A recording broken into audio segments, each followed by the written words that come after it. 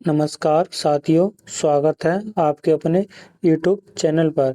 हम आज UPSI GK का प्रैक्टिस सेट 13 और 14 करेंगे। अगर आपको हमारी वीडियो पसंद आए, वीडियो को लाइक और चैनल को ज़रूर सब्सक्राइब करें। आइए, प्रैक्टिस सेट 13 का पहला सवाल है, कांडला बंदरगाह का नया नाम क्या है? कांडला बंदरगाह यह स्थित कहाँ पर है? यह गुजरात में स्थित है। गुजरात में स्थित यह गुजरात राज्य के कच्छ जिले में खंपात खाड़ी में स्थित है। इसका नाम बदला तो क्या नया नाम था? तो हमारा ऑप्शन बी दीन दयाल बंदरगाह। इसका नाम 2017 में बदला गया था। अगला प्रश्न नंबर 2, ग्रीन रेवोल्यूशन हरित क्रांति किससे संबंधित है? किससे संबंधित? तो यह शिक्षा से संबंधित नहीं है, पर्यावरण से संबंधित नहीं, औद्योगिक क्रांति से संबंध नहीं। तो हमारा ऑप्शन ए कृषि उत्पादन से संबंध, यानी हमारा ऑप्शन ए इसका सही जवाब। अगला प्रश्न नंबर 3, भारत में जमींदारी प्रथा किसके द्वारा लागू की गई? किसके द्वारा लागू की गई? तो हमारा ऑप्शन सी कॉर्नवालिस के द्वारा स्थापित की गई। कब की गई थी? 1793 ईस्वी में बंगाल में स्थायी बंदोबस्त लागू किया, जिसे जमींदारी प्रथा शुरू हुई। सबसे पहले यह बंगाल, बिहार और उड़ीसा में लागू हुई। अगला प्रश्न नंबर 4, निम्नलिखित में से कौन सा WW का सही रूप है, जिसे हम बोलते हैं वर्ल्ड वाइड वेब? तो हमारा ऑप्शन इसका डी सही जवाब, ऑप्शन डी। इसकी खोज यानी इसका निर्माण टीम बर्नस-ली वर्ष 1989 में की थी। अगला प्रश्न नंबर 5, भारत की नगरीय जनसंख्या की दशकीय वृद्धि उच्च दर थी। किसमें उच्च दर थी? तो हमारा ऑप्शन बी 1971 से 1981 तक, यानी हमारा ऑप्शन बी इसका सही। कितनी दशकीय वृद्धि थी? तो 36.4% दशकीय वृद्धि थी, जबकि आगे वाला 36.4 दशकीय वृद्धि रही। प्रश्न नंबर 6, निम्न में से किस वर्ष भारत सरकार द्वारा केंद्रीय गंगा प्राधिकरण का गठन किया था? किस वर्ष? तो हमारा ऑप्शन सी 1985 में गठन किया गया था। 1985 में केंद्रीय गंगा प्राधिकरण का, जब प्रधानमंत्री राजीव गांधी थे। कौन? राजीव गांधी। यह फरवरी 1985 में केंद्रीय गंगा प्राधिकरण का गठन हुआ। इसका नाम बदलकर राष्ट्रीय नदी संरक्षण प्राधिकरण कर दिया। इसका नाम 1995 में बदला गया था। इसके अध्यक्ष प्रधानमंत्री होते हैं। जैसे नीति आयोग के अध्यक्ष प्रधानमंत्री, तो उसी प्रकार राष्ट्रीय नदी संरक्षण प्राधिकारी के अध्यक्ष भी प्रधानमंत्री हैं। अगला प्रश्न नंबर 7, PM सूरज पोर्टल का उद्देश्य क्या है? इसका क्या उद्देश्य है? डिजिटल शिक्षा को बढ़ावा देना? तो ये भी हमारा नहीं। हमारा ऑप्शन इसका बी सही, SC ST एंड OBC और सफाई कर्मचारी समुदाय को बिजनेस लोन प्रदान करना, यानी हमारा ऑप्शन इसका बी सही। इसमें 15 लाख तक का बिजनेस लोन दिया जाता है। अगला प्रश्न नंबर 8, इनमें से कौन सा विषाणु जनित रोग नहीं है? विषाणु जनित रोग नहीं, तो हमारा ऑप्शन डी क्षय रोग विषाणु जनित रोग नहीं है। यह संक्रामक रोग है। संक्रामक रोग है। अब जी हम आपसे पोलियो कैसा है? पोलियो पोलियो एक संक्रामक रोग है। ये भी एक संक्रामक रोग है। पोलियो संक्रामक रोग। रेबीज और खसरा यह विषाणु जन्य रोग है। विषाणु जन्य रोग। तो हमारा इसका ऑप्शन इसका डी सही है, यानी विषाणु जनित रोग नहीं, तो हमारा ऑप्शन डी 6 रोग। अगला प्रश्न नंबर 9, निम्नलिखित शास्त्रीय नृत्य पुरुष निम्नलिखित शास्त्रीय नृत्य प्रारूपों में से कौन सा उत्तर प्रदेश से संबंध है? उत्तर प्रदेश से, तो हमारा ऑप्शन ए उत्तर प्रदेश से कथक, यानी हमारा ऑप्शन ए शास्त्रीय नृत्य उत्तर प्रदेश का कथक है। भारतनाट्यम यह तमिलनाडु का शास्त्रीय नृत्य है। उड़ीसी यह उड़ीसा का शास्त्रीय नृत्य है। कुचिपुड़ी आंध्र प्रदेश का शास्त्रीय नृत्य। अगला प्रश्न नंबर 10, यूएनएसओ का मुख्य उद्देश्य क्या है? इसका मुख्य उद्देश्य शिक्षा, विज्ञान और संस्कृत को बढ़ावा देना। हमारा ऑप्शन इसका ए सही। यूएनएसओ की फुल फॉर्म यानी यू से यूनाइटेड, यूनाइटेड, यूनाइटेड, ई से एजुकेशन, नहीं एक मिनट, यू से यूनाइटेड, यूनाइटेड, एन से नेशनल, ई से एजुकेशनल, एस से साइंटिफिकेटर, सी से कल्चरल, ओ से ऑर्गेनाइजेशन। तो इसका हेडक्वार्टर नहीं मुख्यालय पेरिस में फ्रांस में स्थित है। पेरिस फ्रांस में स्थित है। तो इसका हमारा ऑप्शन ए सही। अगला प्रश्न नंबर 11, अल नीनो के संदर्भ में निम्नलिखित में से कथनों में से कौन सा सही है? अल नीनो में पूर्वी प्रशांत क्षेत्र में पेरू के तट पर गर्म धाराओं का प्रकट होना शामिल है। तो हमारा ये वाला ही इसका कथन सही है। यह गर्म धारा पेरू के तट पर पानी के तापमान को 10 डिग्री सेल्सियस तक बढ़ा देती है। यानी हमारा ये वाला गलत है। हमारा ऑप्शन इसका ए सही। अगला प्रश्न नंबर 12, तो हमारा ऑप्शन इसका सी सही है। भारत में मुद्रा यानी करेंसी जारी करने का कार्य किस संस्थान के पास है? किस संस्थान के? तो हमारा option B Bharatiya reserve bank RBI. Option B वित्त मंत्रालय 1 रुपए के नोट को जारी करता है, जिस पर वित्त सचिव के साइन होते हैं। भारतीय रिजर्व बैंक यानी नोटों पर आरबीआई के साइन होते हैं। अगला प्रश्न नंबर 13, मनसबदारी व्यवस्था के संदर्भ में कौन सा कथन सही है? कौन सा कथन सही है? मनसबदारी व्यवस्था राज्य के कुलीन वर्ग से संबंधित थी, जिससे अकबर ने प्रारंभ किया। मनसबदारी का पद पैतृक था, पैतृक नहीं था। नहीं हमारा ऑप्शन इसका ए यानी ऑप्शन ए, केवल एक कथन सही, यानी ऑप्शन ए।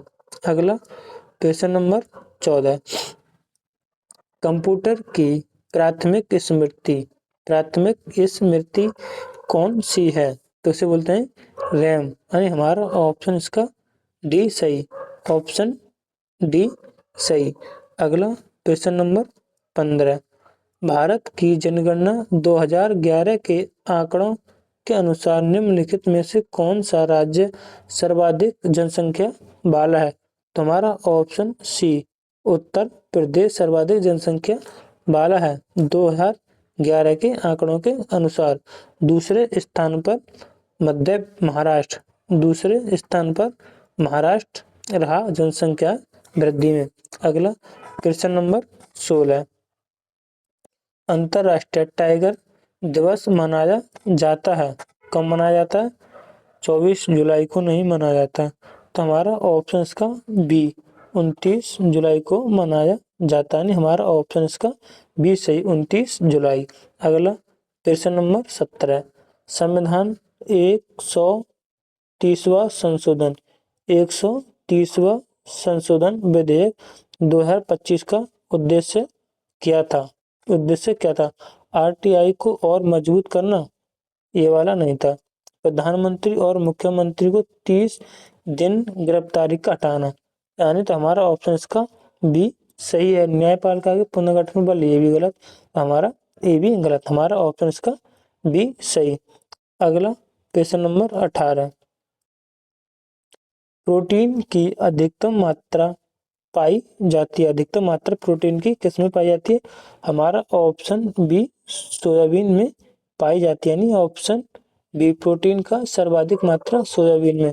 प्रोटीन की मात्रा लगभग 40% होती है प्रोटीन में, और यह मुक्ता यानी सामान्य रूप से दलहनी और तिलहनी फसल में पाई जाती है। सोयाबीन से दूध तैयार किया जाता है जो गाय के दूध के समक्ष होता है। सोयाबीन से दूध जो कि गाय के समक्ष होता है, तो सबसे अधिक प्रोटीन सोयाबीन में, हमारा ऑप्शन बी। अगला क्वेश्चन नंबर 19, अंतरराष्ट्रीय न्यायालय कहाँ स्थित है? अंतरराष्ट्रीय न्यायालय कहाँ स्थित? तो इसका हमारा ऑप्शन ए है कहाँ पर? नीदरलैंड में, यानी हमारा ऑप्शन इसका ऑप्शन ए सही है। यह अंतरराष्ट्रीय विवादों को हल करता है। और जिनेवा में WHO का मुख्यालय है जेनेवा, जिसकी स्थापना 1948 में हुई थी। अगला प्रश्न नंबर 20, उत्तर प्रदेश में स्कूल ऑफ पेपर टेक्नोलॉजीज स्थित है। उत्तर प्रदेश में, तो इसका हमारा ऑप्शन डी सहारनपुर में स्थित है। इसकी स्थापना 1964 सहारनपुर में की गई थी। अगला क्वेश्चन नंबर 21, यदि अनुच्छेद 352 के अंतर्गत राष्ट्रीय आपातकाल लागू हो तो संसद विधानसभाओं का कार्यकाल एक बार में बढ़ा सकती है। एक बार में 1 साल बढ़ा सकती है, हमारा ऑप्शन बी सही, एक बार बढ़ा सकती है। राष्ट्रीय आपातकाल यह भारत के संविधान के भाग 18 से संबंधित है, जिसमें अनुच्छेद 352 से 360 तक 352 से 360 तक हैं। और आपातकाल तीन प्रकार के यानी पहला राष्ट्रीय आपातकाल अनुच्छेद जो 352 में है, फिर राज्य आपातकाल जिसे हम राष्ट्रपति शासन कहते हैं, वह 356 के तहत, और वित्तीय आपात 360 के तहत। अगला क्वेश्चन नंबर 22, संवैधानिक निकाय उसके नोडल मंत्रालय के संबंध में निम्नलिखित में से कौन सा युग्म सुमेलित है? ऑप्शन 1 संघ लोक सेवा आयोग, कार्यक्रमी लोक एवं पेंशन मंत्रालय, अंतर्राज्य परिषद वित्त मंत्रालय। तो ये तो हो ही नहीं सकता। राष्ट्रीय अनुसूचित जाति आयोग जनजाति, हमारा जे नहीं, तो हमारा इसका ऑप्शन ए सही है। अगला क्वेश्चन नंबर 23, संविधान अनुसूचित जाति और अनुसूचित जनजाति आदेश संशोधन विधेयक 2024 का उद्देश्य निम्नलिखित में से किस भारतीय राज्य में अनुसूचित जाति और अनुसूचित जातियों की सूची को संबोधित करता है?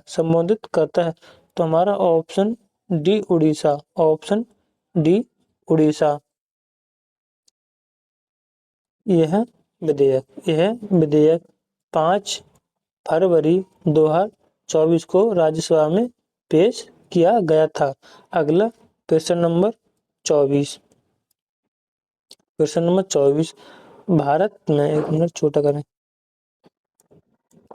भारत में धर्म की स्वतंत्रता की रक्षा भारतीय संविधान का कौन सा अनुच्छेद करता है? तो हमारा धर्म से संबंधित अनुच्छेद 25 से 28 तक है, 25 से 28 तक। तो हमारा ऑप्शन इसका ऑप्शन बी अनुच्छेद 25। अनुच्छेद 25।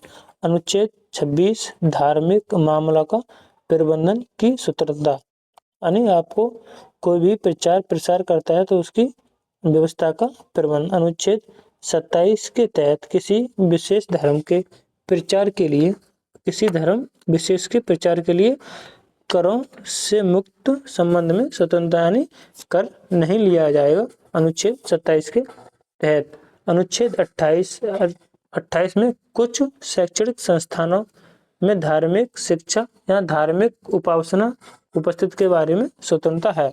अगला हमारा प्रश्न नंबर 25। भारत के योजना आयोग के प्रथम उपाध्यक्ष कौन थे? प्रथम उपाध्यक्ष कौन थे? यानी योजना आयोग पूछा इसमें योजना आयोग, तो इसके हमारे थे ऑप्शन ए गुलजारी लाल नंदा प्रथम उपाध्यक्ष।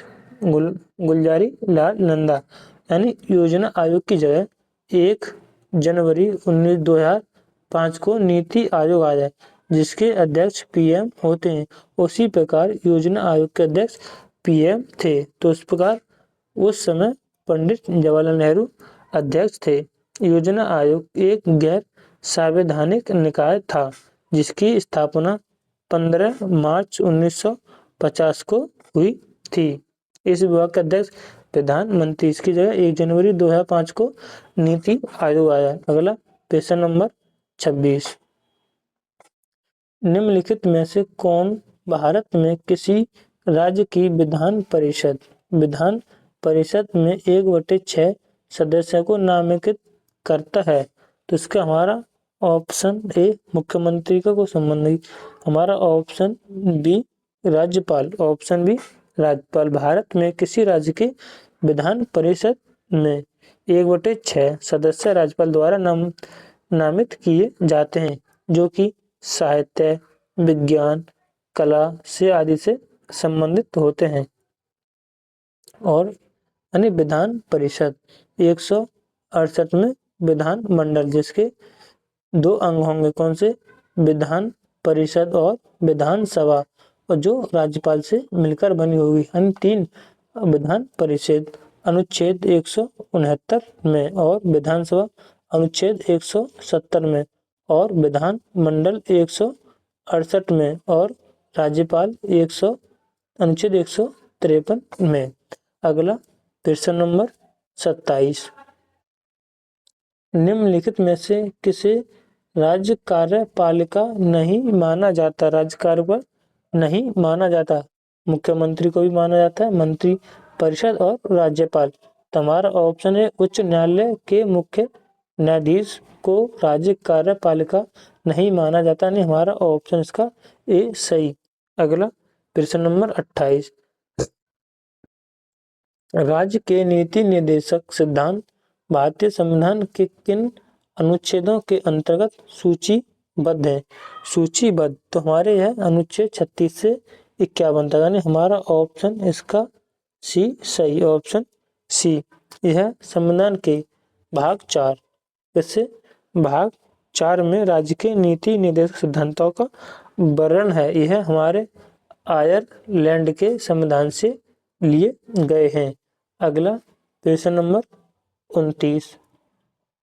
भारतीय संविधान के निम्नलिखित में से कौन से अनुच्छेद का संबंध भारतीय संसद से है? भारतीय संसद से, तो हमारा 1 से 12 ये 12 नहीं होगा, तो ये तो नीचे आ गया नहीं। इसमें मुझे संसद, तो संसद 7-9 में है, तो इससे स्टार्ट होने वाले ये भी गलत, ये भी गलत, तो हमारा ये भी गलत, तो हमारा ऑप्शन ए बचा। ऑप्शन ए अनुच्छेद 79 से 120 तक। यानी संसद के 3 अंग होते हैं। 3 अंग कौन सा? राज्यपाल ने राष्ट्रपति, राज्यसभा और लोकसभा। संसद अनुच्छेद 79 में और राज्यसभा अनुच्छेद 80 में, लोकसभा 81 में और राष्ट्रपति अनुच्छेद 52 में। अगला प्रश्न नंबर 30। भारत के वित्त आयोग के एक अध्यक्ष और सदस्य होते हैं, तो इसके एक अध्यक्ष 4 अन्य सदस्य होते हैं, तो हमारा इसका 4 सदस्य है, यानी हमारा ऑप्शन डी 4 सदस्य है। विधि आयोग। विधि आयोग भारत के संविधान के अनुच्छेद 80 से संबंधित है। और हमें राज्य विधि आयोग तो अनुच्छेद 243 के झा से संबंधित है। यह वित्त आयोग राष्ट्रपति द्वारा प्रत्येक 5 वर्ष में गठित किया जाता है। प्रथम वित्त आयोग के अध्यक्ष NC नियोगी थी। अभी चल रहा है 16वां वित्त आयोग, जिसके अरविंद पनगड़िया अध्यक्ष है। इससे पहले था हमारा 15वां, तो इसका NK सिंह अध्यक्ष थे।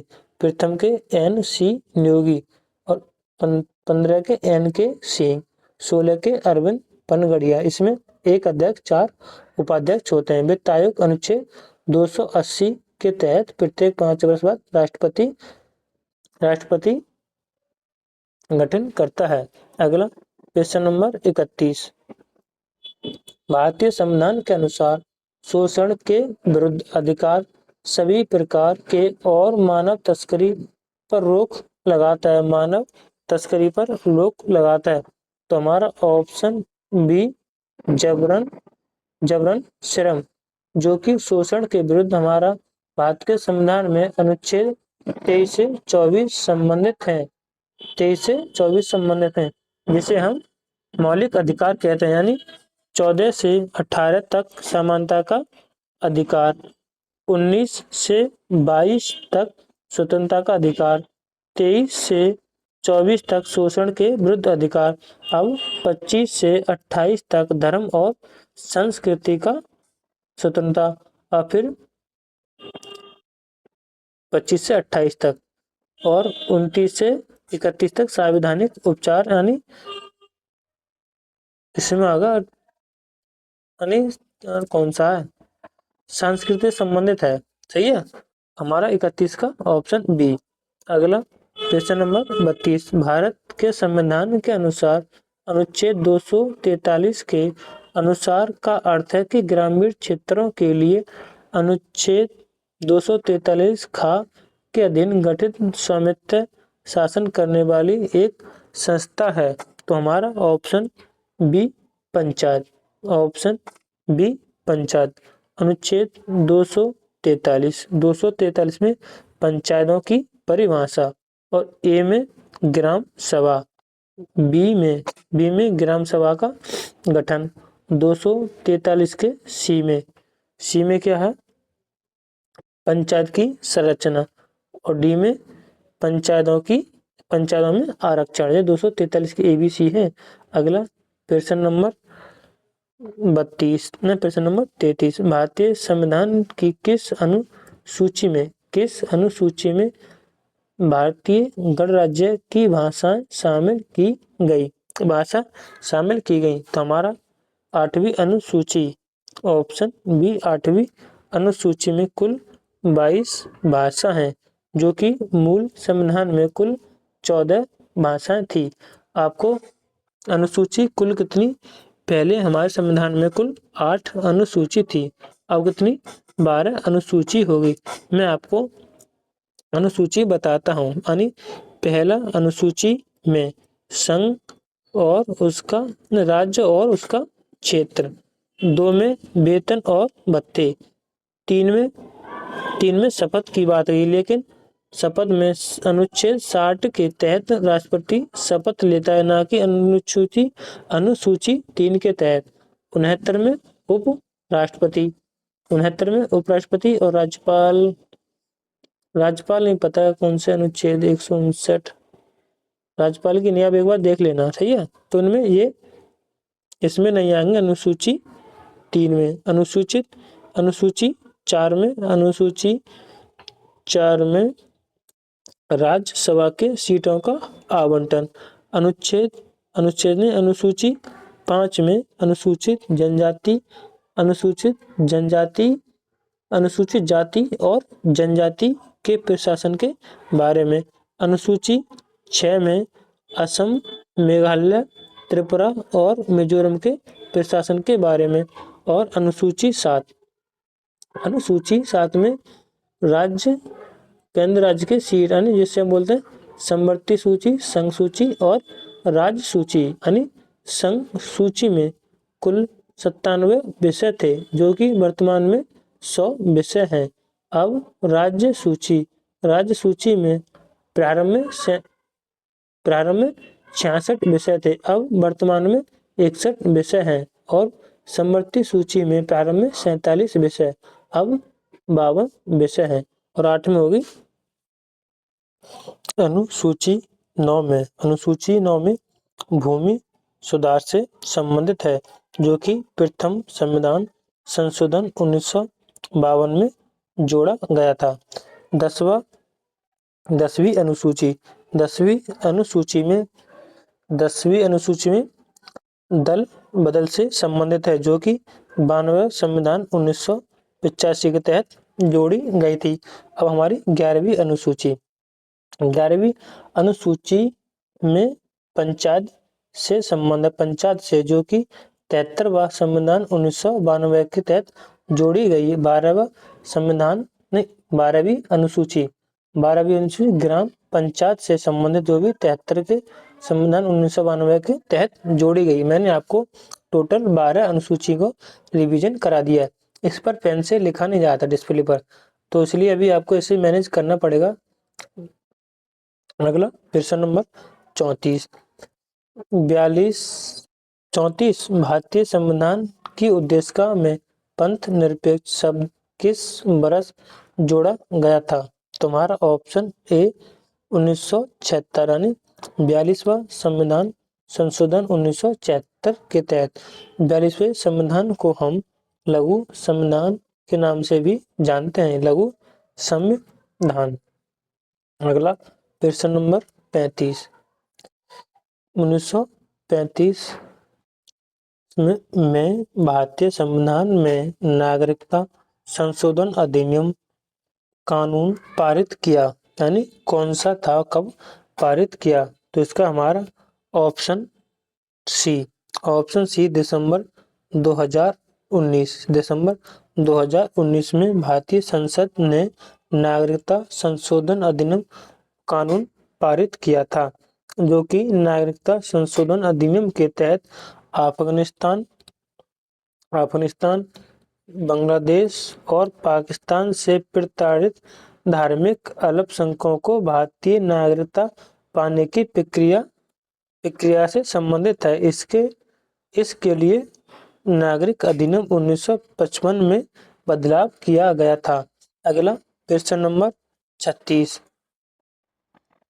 भारतीय संविधान के मूल लेख में अनुच्छेद थे, यानी जब संविधान लागू हुआ था कितने अनुच्छेद थे?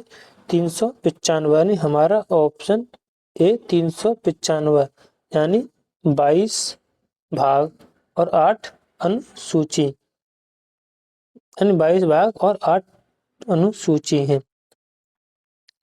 यानी अभी वर्तमान में 395 अनुच्छेद, 22 भाग और 12 अनुसूची।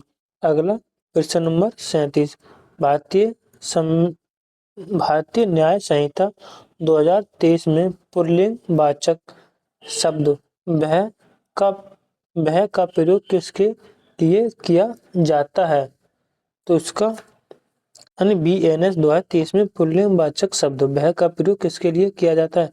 पुरुष के लिए भी नहीं, महिला के भी लिए नहीं, तो हमारा ऑप्शन सी उभयलिंगी के लिए प्रयोग किया जाता है, ऑप्शन सी। अगला प्रश्न नंबर 38 प्राइवेट प्रतिरक्षा के अधिकार का प्रयोग करते हुए अभियुक्त की मृत्यु तक कारित की जा सकती है। भारतीय न्याय संहिता 2023 की धारा 38 के अधीन, भारतीय न्याय संहिता 2023 की धारा 44 के अधीन। तो इसमें हमारा ऑप्शन ए सही है, भारतीय न्याय संहिता 2023 के अधीन, धारा 38 के अधीन, ऑप्शन ए। अगला प्रश्न नंबर 39 घरेलू हिंसा अधिनियम के अंतर्गत सुरक्षा आदेश होता है। मजिस्ट्रेट द्वारा पारित आदेश यह नहीं, जिला अधिकारी द्वारा पारित आदेश। हमारा ऑप्शन बी इसका सही जवाब यानी जिला अधिकारी द्वारा पारित आदेश, पुलिस अध्यक्ष द्वारा पारित आदेश, ये नहीं तो हमारा ये तो वैसे गलत हो जाएगा। अगला क्वेश्चन नंबर 40, आरटीआई के अंतर्गत लोक प्राधिकारी में शामिल हैं, लोक प्राधिकारी में शामिल हैं कोई लोक अधिकारी या प्राधिकारी, तो ये भी शामिल है। कोई लोक निकाय, तो ये भी शामिल। कोई लोक संस्था, तो ये भी शामिल, यानी तीनों शामिल। तो हमारा ऑप्शन इसका डी सही जवाब, डी। क्वेश्चन नंबर अगला, यानी हमारा यह है सेट, कौन सा था, सेट 13। सेट 13 कंप्लीट किया, जिसमें टोटल 40 प्रश्न थे। अब सेट हम 14 करेंगे, इसमें 40 सवाल होंगे, तो टोटल मिला के 80 प्रश्न हो जाते हैं हमारे एक एक वीडियो में, जिसमें हम 2 प्रैक्टिस करते हैं। अगर आपको हमारी वीडियो पसंद आई तो वीडियो को लाइक और चैनल को जरूर सब्सक्राइब करें। पहला सवाल, बनिहाल दर्रा। बनिहाल दर्रा किसे जोड़ता है, कश्मीरी घाटी और जम्मू क्षेत्र, लद्दाख और तिब्बत, इसे नहीं जोड़ता। असम और अरुणाचल प्रदेश, ये नहीं। ऑप्शन डी अरुणाचल और उत्तराखंड, ये भी नहीं। तो हमारा ऑप्शन ए सही है, कश्मीरी घाटी और जम्मू क्षेत्र को बनिहाल दर्रा जोड़ता है। इससे जवार, कौन सी सुरंग है, जवाल हर सुरंग इससे गुजरती है, इससे गुजरती है, यानी हमारा ऑप्शन इसका ए सही है, बनिहाल दर्रा कश्मीर घाटी और जम्मू क्षेत्र को जोड़ता है। अगला, उद्यमी को बढ़ावा देने हेतु स्टैंड अप इंडिया योजना संबंधित है। अल्पसंख्यक से, ये वाला नहीं।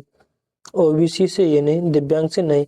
तो महिला, एससी और एसटी से संबंधित है, यानी हमारा ऑप्शन इसका डी सही। अगला क्वेश्चन नंबर 3, दीन ए इलाही धर्म की शुरुआत किस मुगल शासक ने की थी, किस मुगल शासक ने, तो हमारा ऑप्शन बी अकबर ने शुरू की थी। यह सामान्यतः 1882 ईस्वी में दीन ए इलाही की शुरुआत की थी। ये बाबर से कुछ जहांगीर, यहाँ से देखते हैं। जहांगीर ने अपनी आत्मकथा लिखवाई, जिसे हम तुजुक, कौन सी, तुजुक ए जहांगीरी या जहांगीर नामा कहा जाता है। अगला क्वेश्चन नंबर 4, एमएस वर्ड किस प्रकार का सॉफ्टवेयर है, किस प्रकार का सॉफ्टवेयर है, तो यह एप्लीकेशन सॉफ्टवेयर, यानी हमारा ऑप्शन इसका सी सही जवाब। अगला क्वेश्चन नंबर 5, 2011 की जनगणना के अनुसार भारत की साक्षरता दर कितनी है, तो हमारा ऑप्शन सी 74.04 है, जिसमें पुरुष की साक्षरता दर 42.14%, महिला की 65.46% है। अगला क्वेश्चन नंबर 6, भारत में पर्यावरण संरक्षण अधिनियम कब लागू हुआ था, कब लागू हुआ था, तो हमारा ऑप्शन बी 1900, यानी पर्यावरण संरक्षण अधिनियम, जो तो वन्य जीव संरक्षण अधिनियम 1972 में, यानी हमारा ऑप्शन इसका बी सही है, 1986 में। अगला प्रश्न नंबर 7, भारत को 2025 में किस एशियाई प्रशांत संस्थान के कार्यकारी बोर्ड का अध्यक्ष चुना गया, वह संस्था कौन सा था, तो हमारा ऑप्शन AIBD, हमारा ऑप्शन ए, यानी से एशिया पैब्लिकेशन और आई से institution for business development, business broadcasting, यानी हमारा ऑप्शन इसका ए सही है। समझ इसकी फुल फॉर्म नहीं, यानी AIBD, तो ए से एशिया पैसिफिक, आई से इंस्टीट्यूट फॉर ब्रॉडकास्टिंग डेवलपमेंट। अगला प्रश्न नंबर 8, चूना पत्थर का रासायनिक नाम क्या है? चूना पत्थर का रासायनिक नाम, तो इसका option D calcium carbonate, option D calcium carbonate, जिसका रासायनिक सूत्र CaCO3 है। अगला, विश्व मौसम विज्ञान संगठन का मुख्यालय अवस्थित है? किसका? विश्व मौसम विभाग का मुख्यालय। तो हमारा इसका जवाब ऑप्शन सी जिनेवा में, ऑप्शन सी जिनेवा में। अगला, रोम में क्या है? रोम में खाद्य और कृषि संगठन का मुख्यालय है। रोम में खाद्य और कृषि संगठन का रोम में। अगला, प्रश्न नंबर 10, भारतनाट्यम नृत्य किस राज्य से संबंधित है? भारतनाट्यम नृत्य किस राज्य से संबंधित है? तो हमारा इसका ऑप्शन बी तमिलनाडु से संबंधित है। आंध्र प्रदेश से कुचिपुड़ी, कर्नाटक का कोई शास्त्रीय नृत्य नहीं। केरल का कथकली और मोहिनी अट्टम केरल के दो शास्त्रीय नृत्य हैं। अगला, प्रश्न नंबर 11, उच्चतम लवणता पाई जाती है? उच्चतम लवणता पाई जाती है, तो हमारा ऑप्शन डी बान झील तुर्की में, बान झील तुर्की में। हमारा ऑप्शन इसका डी सही जवाब, जिसमें इस झील में 330% पाई जाती है। मृत सागर में लवणता 238% पाई जाती है।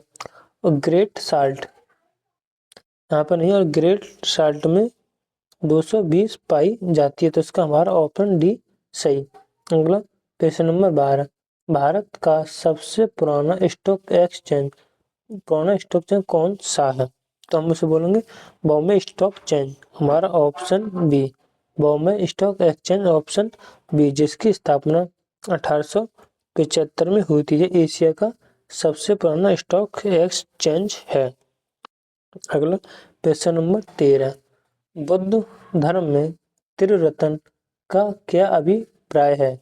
तो इसका तो यही होगा हमारा ऑप्शन ए बुद्ध धम्म संघ, ऑप्शन ए बुद्ध धम्म संघ है बौद्ध धर्म के त्रिरत्न है। त्रिरत्न बौद्ध धर्म में तीन प्रमुख पिटक, जिन्हें हम पिटक कौन से एक विनय पिटक बोलते सुत्त पिटक और अभिधम्म, जो कि पाली भाषा में लिखे गए हैं। और जैन धर्म की मुख्य भाषा कौन सी थी? प्राकृत। जैन धर्म की प्राकृतक, और पाली का दूसरा नाम मागधी है। अगला, प्रश्न नंबर 14, MS वर्ड में टेक्स्ट को बोल्ड करने के लिए कौन सा शॉर्टकट उपयोग किया जाता है? तुम्हारा ऑप्शन सी Ctrl+B, यानी हमारा ऑप्शन इसका सी सही। कोयला, पेट्रोल, डीजल आदि का दहन मूल स्रोत है। इसका मूल स्रोत वायु प्रदूषण, यानी हमारा ऑप्शन बी सही, वायु प्रदूषण। अगला, प्रश्न नंबर 16, निकट दृष्टि दोष का ठीक निवारण क्या है? यानी निकट तो अवतल लेंस प्रयुक्त करके, ऑप्शन बी। अगला, प्रश्न नंबर 17, कूका आंदोलन की नींव पड़ी थी? कूका आंदोलन की नींव, तो हमारा ऑप्शन सी पंजाब में कूका आंदोलन 1840 के दशक में भारत जवाहरलाल द्वारा इसकी नींव रखी गई थी, यानी हमारा ऑप्शन इसका सी। अगला, प्रश्न नंबर 18, ब्रत बेसिन अब स्थित है? ब्रत बेसिन, तो इसका हमारा ऑप्शन ए USA में, ऑप्शन ए USA में। प्रश्न नंबर 19, परासरंग की ध्वनियाँ होती हैं जिनकी आवृत्ति होती है, यानी परासरंग ध्वनियाँ कौन सी होती हैं जिनकी आवृत्ति होती है? तो हमारा 20,000 हर्ट्ज से अधिक, तो हमारी ऑप्शन इसका ए सही है। अगला, प्रश्न नंबर 20, निम्न में से कौन सा कर केंद्र सरकार नहीं लगाती है? उपहार कर भी केंद्र सरकार लगाती है। व्यक्तिगत आय कर ये भी केंद्र सरकार लगाती है और निगम कर भी केंद्र सरकार लगाती है। हमारा ऑप्शन बी मनोरंजन कर नहीं लगाती। अगला क्वेश्चन नंबर 21, भारतीय संविधान का निम्नलिखित में से कौन सा अनुच्छेद सर्वोच्च न्यायालय को अभिलेख न्यायालय घोषित करता है। तो हमारा ऑप्शन ए अनुच्छेद 129 सुप्रीम कोर्ट को अभिलेख होने का अधिकार देता है। 126 सुप्रीम कोर्ट में कार्यकारी मुख्य न्यायाधीशों की नियुक्ति राष्ट्रपति द्वारा की जाएगी। कार्यकारी मुख्य न्यायाधीश की नियुक्ति राष्ट्रपति द्वारा की जाएगी। 125 सुप्रीम कोर्ट के मुख्य न्यायाधीश और अन्य न्यायाधीश के वेतन एवं भत्तों का प्रावधान। अनुच्छेद 128 उच्चतम न्यायालय की बैठकों में सेवानिवृत्त न्यायाधीश की उपस्थिति। यानी तो इसका हमारा ऑप्शन ए सही है। मैंने आपको अनुच्छेद इनके बारे में बता दिया। लिखने में ये दिक्कत है, इसमें पेन नहीं चलती समझ के, इसलिए लिखना सही नहीं। मैं आपको ऐसे ही बता देता अनुच्छेद के बारे में। अगला प्रश्न नंबर 22, देश का प्रथम विधि अधिकारी कौन होता है? तो हमारा ऑप्शन बी महान्यायवादी जिसका अनुच्छेद 76 में जिसका प्रावधान है। अगला क्वेश्चन नंबर 23, में प्रत्येक 22 नागरिक का एक वोट होना चाहिए तथा प्रत्येक वोट का एक समान मूल्य होना चाहिए। तो कौन सा होना चाहिए? लोकतंत्र। हमारा ऑप्शन इसका बी सही है। लोकतंत्र में प्रत्येक 22 नागरिक का एक वोट होना चाहिए तथा प्रत्येक वोट का एक समान मूल्य होना चाहिए। हमारा ऑप्शन बी। अगला क्वेश्चन नंबर 24, भारतीय संविधान के अनुसार आधिकारिक कामकाज हेतु अंग्रेजी भाषा का उपयोग निम्नलिखित में से किस वर्ष बंद कर दिया गया था? आधिकारिक भाषा का कब बंद कर दिया? तो हमारा ऑप्शन सी 1965 में।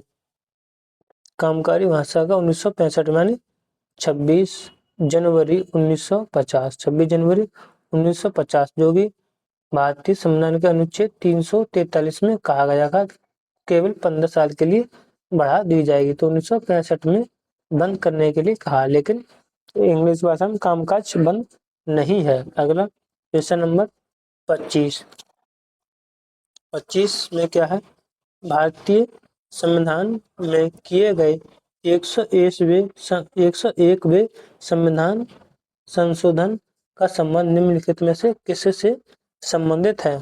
तो इसका सही जवाब होगा हमारा ऑप्शन डी वस्तु एवं सेवा कर, जिसे हम बोलते हैं जीएसटी यानी गुड्स सर्विस टैक्स। भारतीय संविधान 101 के संशोधन द्वारा यानी एक राष्ट्र और एक कर, इसमें जीएसटी परिषद की अध्यक्षता केंद्रीय वित्त मंत्री करते हैं, जिसके प्रथम अध्यक्ष अरुण जेटली थे। जीएसटी लागू करने के लिए संविधान में संशोधन के लिए संविधान 122वां संविधान विधेयक 2014 में पेश किया गया था। अगला क्वेश्चन नंबर 26, भारतीय संविधान के निम्नलिखित अनुच्छेदों में से कौन सा राष्ट्रीय अनुसूचित जाति आयोग से संबंधित है? तो हमारा ऑप्शन डी अनुच्छेद 338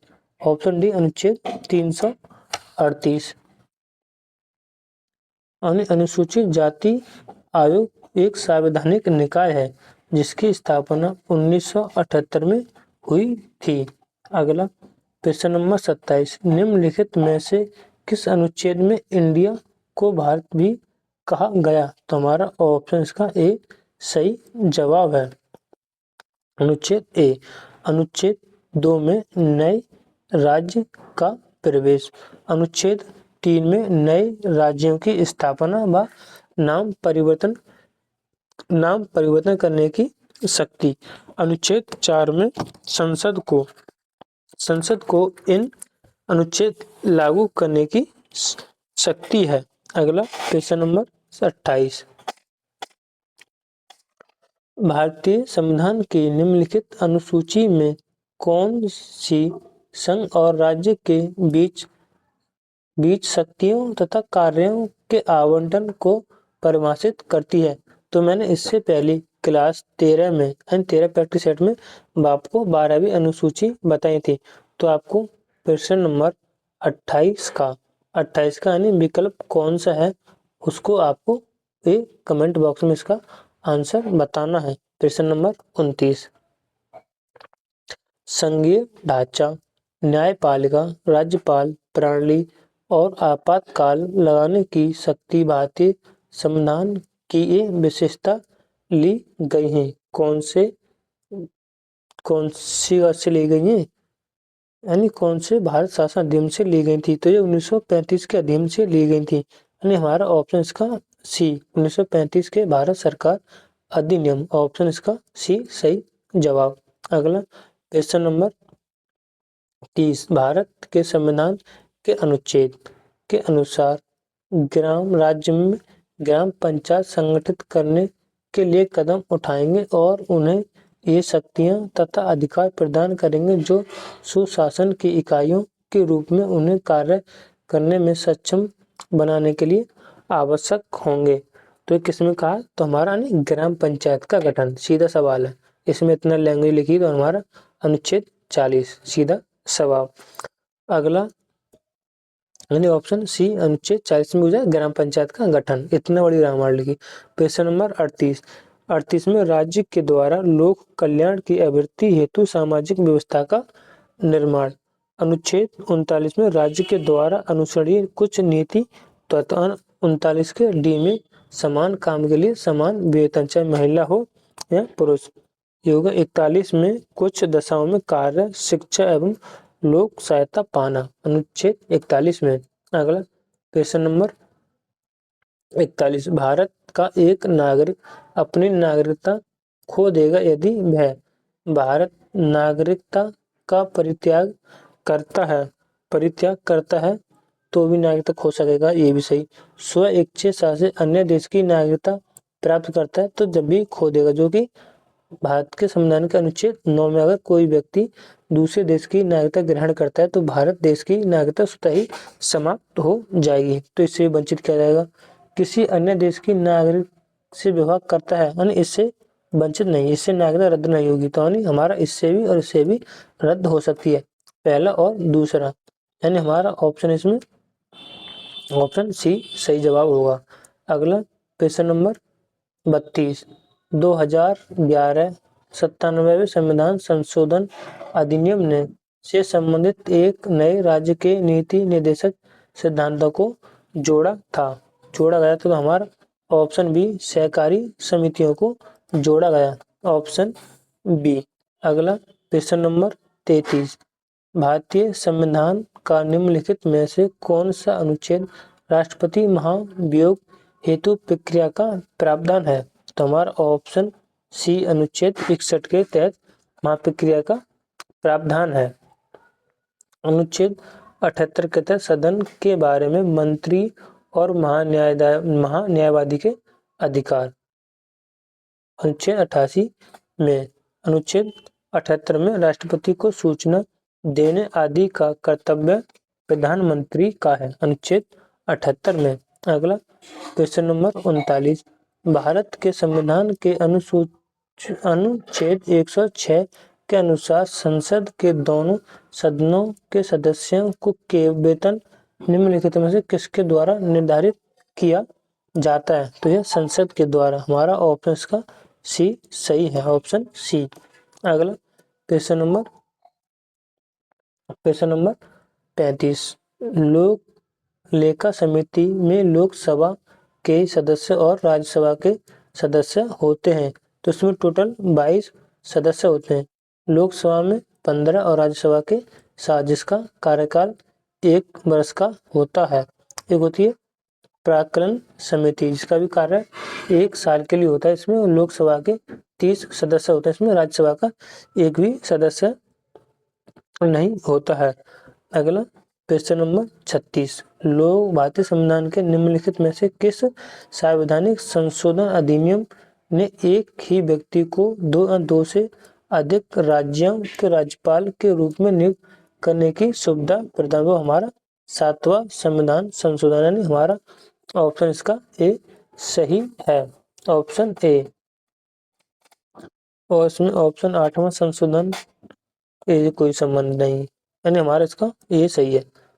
सही यही है ना, इसमें कोई इम्पोर्टेंट नहीं, इसलिए इसमें बता नहीं। अगला प्रश्न नंबर 37, भूमि अधिग्रहण पुनर्वास और पुनर्स्थापन संशोधन विधेयक में उचित मुआवजा और पारदर्शिता का अधिकार वर्ष में पेश किया गया था। तो हमारा ऑप्शन ए 2015 में। 38 का अगला सवाल, राष्ट्रीय सुरक्षा अधिनियम के तहत गठित सलाहकार बोर्ड द्वारा अपनाई गई प्रक्रिया अधिनियम किस धारा में पाई जाती है। तो हमारा ऑप्शन ए धारा 11 में। धारा 9 में सलाहकार बोर्ड का गठन और धारा 10 में सलाहकार बोर्ड के निर्देशन और प्रक्रिया धारा 11 में। हमारा ऑप्शन ए। अगला प्रश्न नंबर 39, मृत्यु या स्थायी विकलांगता के मामले में मुआवजे का दावा करने का अधिकार मोटर वाहन अधिनियम 1988 की किस धारा के तहत है। मृत्यु या स्थायी, धारा 66 है वाहनों के परमिट से संबंधित। तो हमारा ये तो हो ही नहीं है। धारा 3 में है यानी लाइसेंस की अवधि से संबंधित। तो ये हमारा ऑप्शन बी सही है, धारा 141। अगला प्रश्न नंबर 40, एक लोक सेवक द्वारा किए गए आपराधिक कदाचार को भ्रष्टाचार निवारण 1988 के तहत निपटाया जा सकता है। तो हमारा ऑप्शन इसका डी सही, ऑप्शन डी सही है। धारा 2 में कुछ परिभाषाएं दी गई हैं, जैसे हम मुझे धारा 2 के काम में क्या है तो हम बोलेंगे निर्वाचन। धारा 2 के खामे में क्या है तो बताएंगे लोक कर्तव्य। धारा 2 के खामे में लोक सेवक की परिभाषा। धारा 7 में लोक सेवक को रिश्वत लेने से संबंधित है। तो हमारा ऑप्शन इसका डी सही था, धारा 13। अगर आपको हमारी यह वीडियो पसंद आई हो तो चैनल को सब्सक्राइब और वीडियो को जरूर लाइक करें। जय हिंद, वंदे मातरम।